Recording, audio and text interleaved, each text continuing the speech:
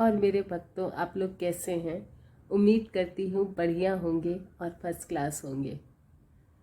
आज एक बहुत कहते हैं ना कि दिल को छू लेने वाला विषय है कि हम जब हमारे माँ बाप बूढ़े हो जाते हैं, हम उनकी ही इज्जत करना छोड़ देते हैं।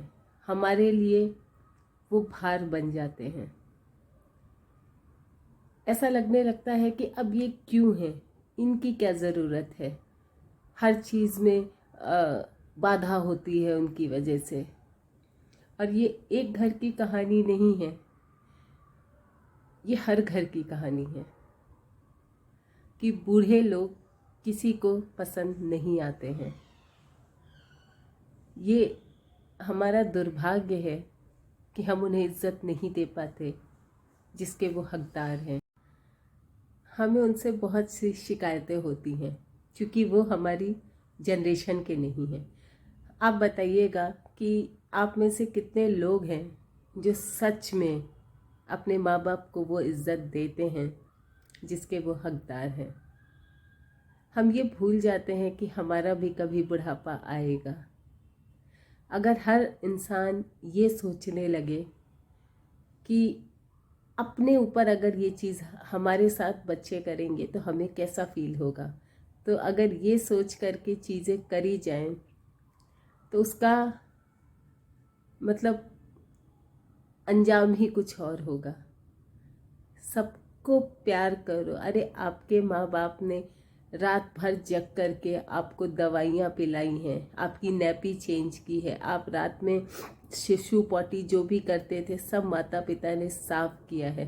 माफ़ करिएगा, थोड़ा सा कोल्ड हो रखा है मुझे। तो हमारे जहन से ये सब चीज़ें गायब हो जाती हैं।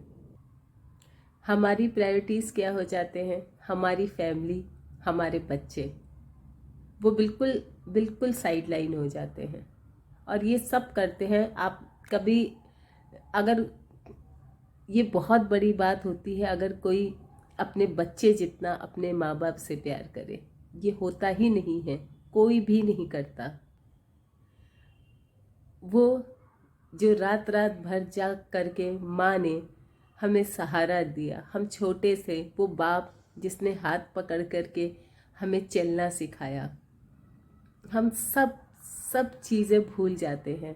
ऐसा लगता है कि ये जो जवानी है हमारी, ये हमेशा रहने वाली है।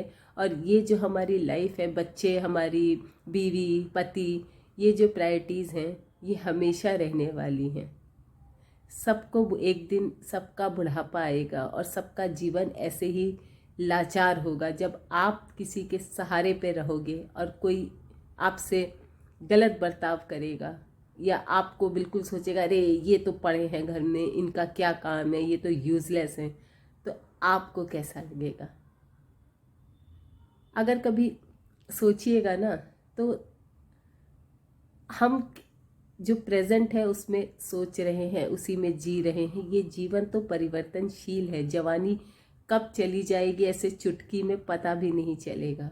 फिर बुढ़ापा आएगा और फिर यही बच्चे जैसा आप कर रहे हैं वैसा करेंगे। यही माता पिता जिन्होंने आपकी पढ़ाई लिखाई में अपनी सारी जमा पूंजी लगा दी कि मेरा बेटा पढ़ ले कुछ बन जाए, तो क्या इस दिन के लिए लगाई थी कि मेरा बेटा पढ़ ले कुछ बन जाए, बीवी ले ले, बच्चे ले ले, फिर निकल ले और हमें छोड़ दे? इसलिए तो नहीं पढ़ाया था ना। और माँ बाप कभी उम्मीद भी नहीं करते किसी से कि मैं इसे पढ़ा रहा हूँ तो ये बुढ़ापे में मेरी सेवा करेगा। माँ बाप कभी ये सोच करके आपको लिखाते पढ़ाते नहीं हैं या आपकी सेवा नहीं करते हैं बचपन में। कभी माँ बाप ये नहीं सोचते। तो हम क्यों नहीं बुढ़ापे में उनका सहारा बन सकते? क्यों उनको हम एक लाइबिलिटी बना लेते हैं? वो लाइबिलिटी नहीं है, हमारे जीवन का एक बहुत बहुत अहम हिस्सा है। जवानी है, चली जाएगी, ज़्यादा दिन नहीं टिकेगी। कितने दिन टिकेगी? 20 साल, 30 साल, फिर तो बुढ़ापा आना है। और ये 20-30 साल किस तरह से निकल जाएंगे ना, आपको पता भी नहीं चलेगा। तो कहते हैं ना कि माँ बाप की सेवा करो, तो भगवान की सबसे बड़ी सेवा यही है कि आप अपने माँ बाप की सेवा करो। माँ बाप बीमार हैं, आप भगवान की पूजा छोड़ दो, उनकी सेवा करो, तो भगवान बहुत प्रसन्न होंगे। ये बिछड़ने का खेल तो जवानी से ही शुरू हो जाता है। बच्चे चले जाते हैं नौकरी करने, हमें पता ही नहीं चलता कि कब उनका बचपना चला गया, बच्चे बड़े हो गए और सब अपने अपने, कोई बच्चा कॉलेज चला गया, कोई नौकरी करने चला गया, रह गए तो बुढ़े बुढ़िया। उस टाइम पे लाइफ को पीछे मुड़ कर के देखेंगे ना, तो बहुत सी चीज़ें ऐसी होंगी कि आप सोचेंगे कि आपको वो नहीं करना चाहिए था। शायद ये बहुत बड़ी गलती मेरे से हुई, ये सब आप ज़रूर सोचेंगे एक टाइम पे। और कहते हैं ना कि जब मृत्यु आती है तो चीज़ें फ्लैशबैक में ऐसा घूमती हैं, तो बहुत सी चीज़ों पे हमें पछतावा होता है। तो ऐसे पछतावे की मतलब ऐसा क्यों करना कि जिससे बाद में हमें पछताना पड़े।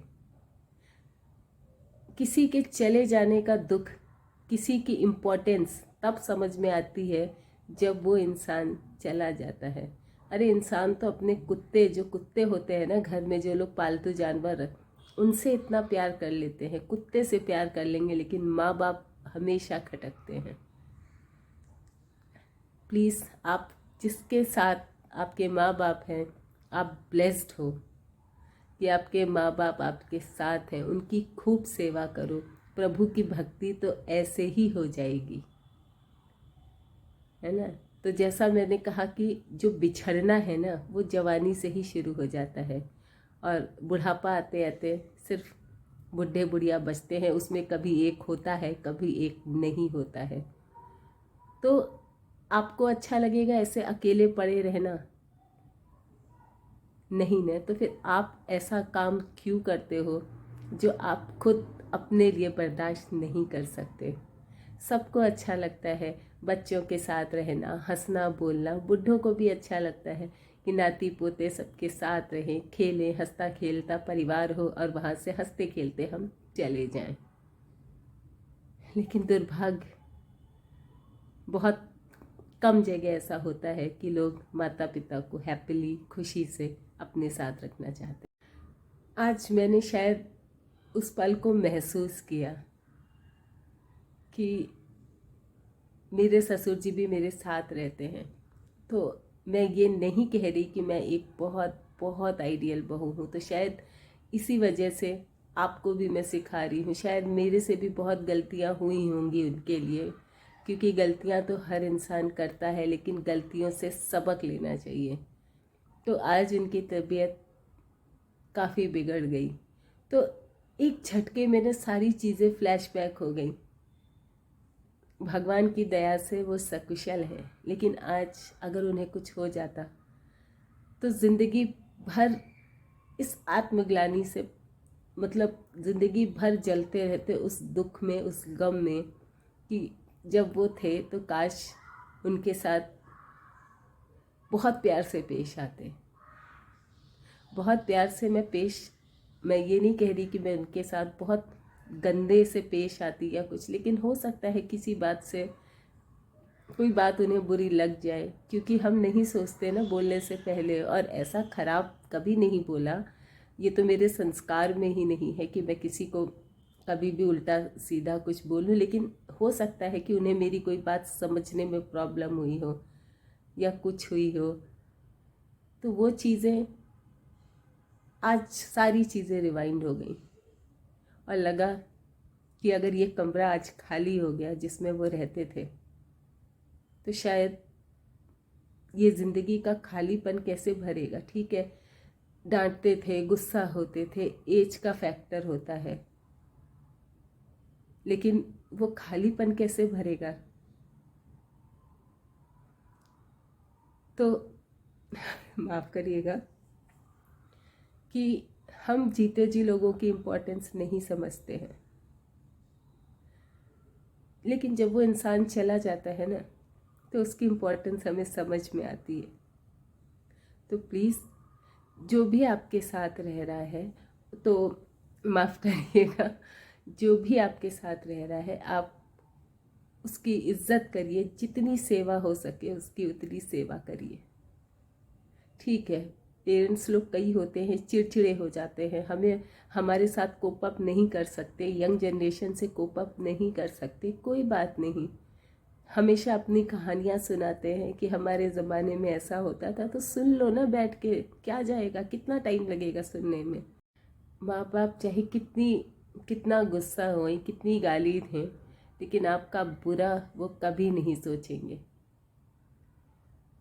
तो आज ऐसे ही भावुक हो गई थी मैं, तो मैंने सोचा मैं आपके साथ शेयर करूं, क्योंकि कहते हैं ना शेयर करने से मन को बहुत बहुत शांति मिलती है। और आप में से जिनके माँ बाप कईयों के होते हैं कि बचपन में ही भगवान छीन लेता है या नहीं रहते हैं, तो कोई बात नहीं, अगर आप उनकी सेवा से वंचित हैं तो ठीक है, किसी की भी सेवा करिए, किसी भी वृद्ध व्यक्ति की सेवा करिए, अपने माँ बाप को समझ करके, अपने माँ बाप मान करके।